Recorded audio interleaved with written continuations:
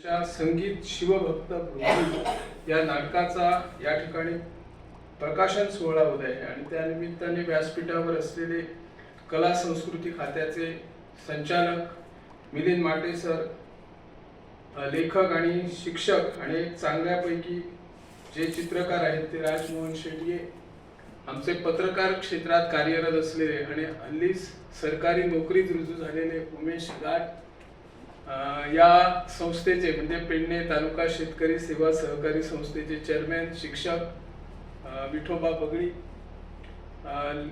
या ठिकाणी लेखक असलेले मामल सर, उमेश तळवणेकर, इतर आणि उपस्थित पत्रकार महादेव गवंडी, आमचे सूर्यकांत चोडणकर, इतर सर्व उपस्थित, सूत्रसंचालन सुंदरपैकी करणारे रोहन, त्यांची माता रश्मी, आमची या ठिकाणी मुद्दाम हजर असलेली एक संचालिका परब उर्फ देशपांडे, या सर्व उपस्थितांचं मी या ठिकाणी स्वागत करतो। आज युवा दिन आणि आज सोमवार म्हटल्यानंतर शंकराचा दिवस आणि त्याचं एक औचित्य साधून साधना प्रकाशनने आणि हृदयनाथ तांबोसकर यांनी शिवभक्त भृंगी या नाटकाचं प्रकाशन केलेलं आहे। चांगला योग आहे। एखाद्या लेखकाने ज्यावेळी नाटक लिहितो लेखक, त्यावेळी ते नाटक कसं असतं, ते नाटक दर्जेदार आहे की नाही हे त्या नाटकातील कलाकार ठरवत असतो। कलाकाराने ते नाटक जर सादर केलं व्यवस्थित व्यासपीठावर, रंगमंचावर, त्यावेळी त्या नाटकाचा दर्जा आणि लेखकाची प्रसिद्धी होत असते।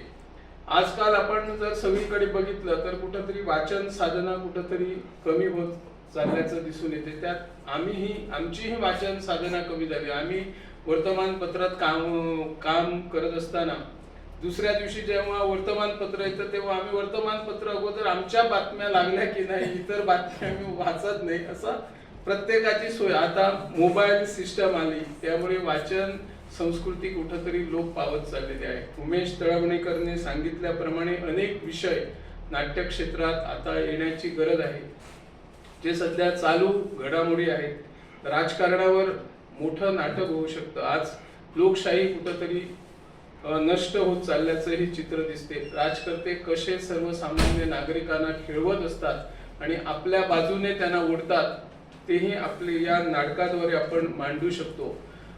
खरं म्हणजे नाटक लिहिताना अनेक अडचणी येत असतात। सहजासहजी अनेक लेखक आहेत, साहित्यिक आहेत, आम्ही पण साहित्यामध्ये रमत असतो, परंतु नाटक लिहिण्याचा कधी प्रयत्न केला तर ते नाटक लिहिणं मला तरी जमलेलं नाही। इतर साहित्यामध्ये आहोत।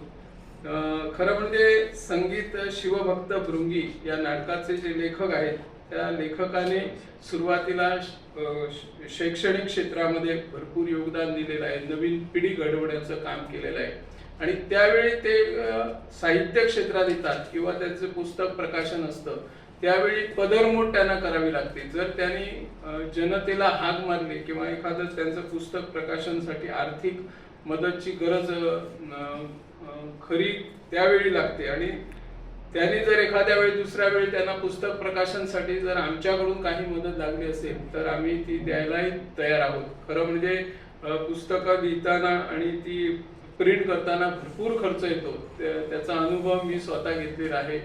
कला संस्कृती खाते म्हणा किंवा इतर संस्था, सरकारच्या संस्थाही मदत करत असतात, परंतु ती मदत सर्वांपर्यंत, सर्व लेखकापर्यंत पोहोचत नाही असं या ठिकाणी खेदाने म्हणावे लागेल। या ठिकाणी अनेक कलाकार आहेत, अनेक कलाकारांचा मान सन्मान कला आणि संस्कृती खाते करत आहेत। या ठिकाणी मी मुद्दाम या ठिकाणी आमचे संचालक कला संस्कृती खात्याचे मिलिंद माटे सर आहेत, त्यांना विनंती मी करेन की आपल्या पेडणे तालुक्यात असे अनेक कलाकार आहेत, नवीन क्षेत्रामध्ये, वेगवेगळ्या क्षेत्रामध्ये युवा कलाकार आहेत, ज्येष्ठ कलाकार आहेत, 50 वर्षाचे कलाकार आहेत, अशा कलाकारांना खरं म्हणजे सन्मानित करण्याची कला संस्कृती खात्याने सगळ्यांचा हिशोब ताळमेळ बसून त्यांना सन्मानित करणे गरजेचं आहे। आता आपण कला गौरव म्हणून राज्य पुरस्कार देतो, 11 किंवा 12 पुरस्कार दिले जातात असे मला वाटतं राज्यात, त्यापेक्षा ते पुरस्कार वाढवावे जेणेकरून एका तालुक्यात किमान 5 तरी पुरस्कार द्यावेत 5 जणांना, म्हणजे ज्यातून ते किती पैसे मिळतात त्याला मानधन ते महत्व नाही. तो जर एखादा राज्य पुरस्कार त्या कलाकाराला मिळाला तर तो आयुष्यभर आपल्या हृदयात ठेवतो आणि त्याच नजरेनं तो परत परत काम करतो आणि नवीन कलाकार घडवण्याचं काम करत असतो. म्हणजेच हा नाटककार नाटक लिहिण्यामध्ये यशस्वी झालेला. हे पुराण कथा ज्या आहेत आपल्याला त्या भाकड कथा वाटत असतील, पण आज ज्यावेळी प्रेक्षकासमोर अशा प्रकारचं कथानक आपण सादर करत असतो, रामायण महाभारतातील भारतातील कथानक हे सगळ्यांना माहीत असतं, पण पुराण कथातील जे कथानक जे आहे त्याचा अभ्यास करावा लागतो. खरं तर या नाटककाराने पुराणातली अनेक कथा वाचून या नाटकाला एक नवा आयाम देण्याचा प्रयत्न केलेला आहे. या ठिकाणी मुखपृष्ठावर सुद्धा तुम्हाला दिसेल शंकराच्या शेजारी कानामध्ये हा भृंगा आपल्याला दिसतोय, भृंगी ऋषी आपल्याला दिसतोय. आणि अशा प्रकारचे लेखक ज्यावेळी पुराण कथातून समाजाला काही देणाऱ्या दिशा, पहिल्यांदा या ठिकाणी उमेश कळवणेकर म्हणाले फुले शाहू आंबेडकर यांच्या जगातील आज आपल्याला दिसत नाही. आज आपण सगळेच जण कुठे वळलेलो आहोत? भक्तीकडे वळलेलो आहोत. राम कृष्ण ही दैवत जी आहेत ती दैवत कशी श्रेष्ठ आहेत? कदाचित ही दैवतावर आपली श्रद्धा असेल, ठीक आहे, पण आजच्या काळामध्ये आपल्याला कशाची गरज आहे? सावित्रीबाई फुलेच्या विचारांची गरज आहे. आणि हेच विचार आपल्याला तारक ठरू शकतात. त्यांनी जशी सूचना केली की हे सगळे महान लेखक आहेत किंवा महामानव आहेत, ही महामानवाचं कथानक किंवा ही नाटकं किंवा त्यांनी आजच्या दिवसाचं महत्व आपण जर लक्षात घेतलं, स्वामी विवेकानंद हे आपले करुणाचे आयकॉन आहेत. त्यांनी आपल्याला एक दिशा दिलेली आहे. त्यांचं चरित्र जर आपण वाचलं, त्यांचं आयुष्य जर आपण बघितलं तर केवळ 40 वर्षात 39 वर्षाचं आयुष्य, आणि या 39 वर्षाच्या आयुष्यामध्ये त्यांनी आपल्या जगाला जे विचार दिलेले आहेत ते विचार सुद्धा श्रेष्ठ आहेत. ते म्हणतात आपण अनेकदा देवावर विश्वास ठेवतो, पण स्वामी विवेकानंद म्हणतात जोपर्यंत तुम्ही स्वतःवर विश्वास ठेवत नाही तोपर्यंत तुम्ही देवावरही विश्वास ठेवू शकत नाही. म्हणजे स्वतःवर विश्वास असला पाहिजे. एखादं नाटक लिहिणं, एखादी साहित्य कृती लिहिणं हा लेखकाचा जसा अभ्यास आवश्यक असतो तसं लेखकाने आपली लिहिलेली कलाकृती आहे त्या कलाकृतीवर आपण दिलेले विचार, आपण मांडलेला विषय किंवा आपण मांडलेलं कथानक जोपर्यंत त्या लेखकाचं समाधान होत नाही तोपर्यंत प्रेक्षकांचं वाचकांचं समाधान होणं शक्य नाही. मी या ठिकाणी आजच्या या कार्यक्रमाच्या रूपानं निमित्तानं आमचे लेखक जसं नावच त्यांचं आहे हृदयनाथ, त्यांना वाटतं आपले मित्र सगळेच व्यासपीठावर यावे आणि एकेका मित्राला सगळ्यांनाच बोला तुम्ही या तुम्ही. मी म्हटलं अरे किती जण आहेत व्यासपीठावर, तुम्हाला कशाला ते, तुम्ही या. त्यांना पुढे बसताना सुद्धा त्यांना वाटतं की प्रेक्षकामधले सुद्धा व्यासपीठावर यावे. असं हृदय यांचं विशाल आहे. खरं तर हा आणि प्रकाशन झालं आणि आपण अनेक वेळा शाळेमध्ये शिक्षक म्हणून सुद्धा आपण उदाहरण दिलं की चंदनाच्या सहवासात राहिलं की चंदनमय होऊन जातं. तसंच एक छोटासा कीटक जो भृंगी ऋषी बनतो तो होऊन जातो, अशी उदाहरण दिलं. पण हा भृंगी ऋषी सुद्धा कधीतरी गर्वात जातो आणि त्याचे परिणाम काय होते? एक सुंदर असं जो इतिहास अनेकांना, मलाही ती एवढा त्याच्यातलं पौराणिकमधला इतिहास माहित नव्हता, पण ते तुमचे पुस्तक वाचल्यानंतर माझ्या लक्षात आलं.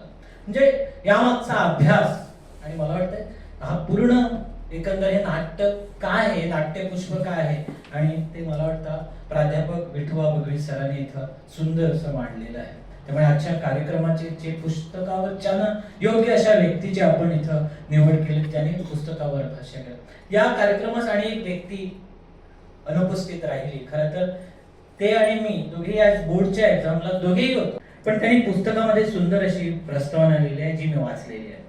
आजच्या कार्यक्रमामध्ये सगळं कसं आनंदमय आहे बघा. 2 उमेश आहेत, 2 मिलिंद आहेत, आणि नुसते मिलिंद नाहीत किंवा मिलिंद माटे सर, म्हणजे श्रीकृष्णाची हे सगळं हे आहे चैतन्यमय असं एक व्यक्तिमत्व ज्यामध्ये मिलिंद भामर सर ज्यांना आदर्श शिक्षक ज्यांची प्रेरणा घेऊन विठोबा बुगळे सारखे, आणि नंतर या वर्षीचा मलाही राज्य पुरस्कार. पण हा पुरस्कार कुणाकडून तरी प्रेरणा घ्यावी असे व्यक्तिमत्व मामल सर. क्षणाचा असा हा स्वरूप आहे. तसंच इथं पत्रकार मंडळी बसलेले आहेत. माझे मित्र गवंडी, महादेव गवंडी, प्रसाद गवंडी आणि सूर्यकांत चोडणकर आणि आपण सगळेजण पुस्तकावर बोलण्यासाठी, खरं म्हणजे पुस्तक आजच प्रकाशन झालं त्यामुळे पुस्तकावर मी बोलणार नाही, पण नाटकावर बोलणार आहे. नाटक म्हटल्याच्या नंतर एक असतं की भरत मुनीचं नाव घेतल्याशिवाय नाटक म्हणून मांडता येत नाही. आणि भरत मुनीच्या दृष्टिकोनातून नाटक इसवी सनाच्या पहिल्या शतकामध्ये लिहिलं गेलं, शास्त्र म्हणून लिहिलं गेलं. त्याच्यामध्ये सगळंच येतं, म्हणजे संगीत येतं, नाटक येतं आणि नृत्य येतं. आणि या सगळ्या सविस्तर याच्यावर भरत मुनीने, म्हणजे भरत मुनी हा एकटा दुकटा असा कोण लेखक नव्हता. खरं म्हणजे भरत मुनी म्हणून एक संप्रदाय होता. आणि तेव्हा भरत मुनी समाजाची लोक तेव्हा संपूर्ण समाजामध्ये नाटक करायचे. काही जणांना राजाश्रय मिळत होता, काही जणांना असं समाजामध्ये जशी आमची नाटकं होत होती त्या पद्धतीनं नाटकं केली जात होती. आणि त्याच्यातून भारतामध्ये 5 मुख्य भरत मुनी म्हणून गणले गेले, त्यांची 5 नावं सांगता येतात. आणि दक्षिणेकडून उत्तरेकडे म्हणजे काश्मीर पर्यंत या सगळ्या भरत मुनींची नावं सांगितली जातात. आणि भरत मुनींच्या ह्या नाट्यशास्त्राच्या अनुसार नाटकाची दशरूपक म्हणून सांगितली जातात. कदाचित तुम्ही वाचलेले असेल. दशरूपक, यमरूप, समवकार, त्यानंतर महानाट्य, नाट्य, नाटक, त्यानंतर असे म्हणजे 10 भाग आहेत नाटकात. रूपक म्हणतात, रूपक म्हणजे नाटक. आणि ह्या रूपकांची नाटक रूपक वेगवेगळ्या पद्धतीनं काय केली गेली, त्यांचे वेगवेगळे व्याख्या सांगितलेली आहे. आणि मग त्याच्यामध्ये महानाट्य म्हणजे काय, जसं रामायण महाभारत ही महानाट्यामध्ये गणली जातात. त्यानंतर पुढे आल्याच्या नंतर एका दिव्य पुरुषावर लिहिलेलं नाटक म्हणजे समअवकार असं असू शकतं. उत्प्रेटिका म्हणून असं एक नाव आहे जे घेताही येत नाही, तो एक प्रकार आहे. असं म्हणजे ह्या सगळ्या नाटकांच्या ह्याच्यामध्ये ह्या नाटकाचा प्रकार जर कोणता असेल तर एखाद्या दिव्य पुरुषाच्या, योगी पुरुषाच्या कॅरेक्टरवर लिहिलं गेलेलं नाटक असं म्हणून याला म्हणता येतं. आणि म्हणून संगीत शिवभक्त भृंगी हे जे नाटक आहे, ज्यामध्ये भृंगी हा जो कॅरेक्टर आहे, हा कॅरेक्टर कदाचित तुम्ही महाभारतामध्ये बघितलेला असेल. महाभारतामध्ये कर्ण जेव्हा परशुराम आपला 5वा अवतार कोण आपला परशुरामाकडे जेव्हा धनुर्विद्या शिकायला जातो, तेव्हा शिकायला जात असताना परशुरामाला डाऊट येतो, हा शास्त्र धर्माचा आहे की नाही, का की माझ्याकडे खोटं बोलून काहीतरी सांगतो आहे का. परशुराम त्याला शिकवल्याच्या नंतर शेवटी परीक्षा म्हणून घेत असताना परशुराम म्हणतो की मला झोप येते आहे, मी गुरु आहे तुझा, त्यामुळे तुझी मांडी मला दे, मी तुझ्या मांडीवर बसणार, झोपणार, मला जराही हलवता कामा नये. जर हलवलास तर तुम्हाला माहित आहे परशुरामाचा कोप काय असतो. त्यामुळे कर्ण हा भक्त, त्याचा शिष्य, त्यामुळे तो काय करणार आहे. आणि हा कदाचित हाच तो भृंगी आहे का, मी वाचलेलं नाही, पण मला संशय आहे की हा जो भृंगी आहे, हा भृंगी कर्णाच्या मांडीमध्ये शिरतो आणि होल घालायला सुरुवात करतो. आणि तो असा आत जातो की त्याची मांडीतून रक्तस्राव सुरुवात होतो आणि संपूर्ण जमिनीवर रक्त वाहत जातं. आणि कर्ण एवढा शिष्य अगदी त्याची उपासना करतो आणि परशुरामाला जराही इजा होऊ नये याची दक्षता घेतो आणि मांडी जशाच्या तशी ठेवतो. आणि जशाच्या तशी ठेवल्याच्या नंतर त्याचे काही कालांतराने परशुरामाला जाग येतो आणि बघतो तर कर्णाच्या मांडीतून रक्त वाहत आहे. आणि रक्त वाहत असताना ती जे रक्त वाहत होतं त्या रक्ताचे हे बघून, ओहळ बघून परशुराम त्याला म्हणतो, अरे हे काय आहे. तर तो म्हणतो की नाही, तुम्ही मला म्हणजे जरा सुद्धा जाग येऊ नये, तुमची शांतता भंग होऊ नये, तुमची झोप भंग होऊ नये, म्हणून तुम्ही दिलेला जो तुम्ही आदेश होता तुम्ही पाळत आहे. आणि मग एवढं सगळं दुखत असताना, एवढं सगळं रक्त बाहेर जात असताना, आणि कदाचित मी उठलो नसतो आणि जर समजा तुझा अंत झाला असता, तू मेला असतास तर वगैरे वगैरे त्याला तो